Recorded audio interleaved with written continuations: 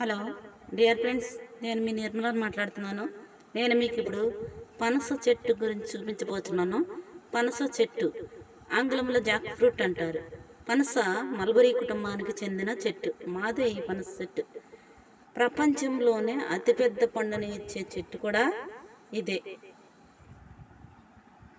చూసారా, పనస చెట్టు మేము కాయ కోస్తున్నాం, కాయ పండింది. దీని యొక్క సైంటిఫిక్ నేమ్ ఆర్టోకార్పస్. చూసారా, పనస చెట్టు చాలా పెద్ద పెద్ద కాయలు కాస్తుంది. అది మంచి స్మెల్ వస్తుంది. మావి చాలా స్వీట్గా ఉంటాయి.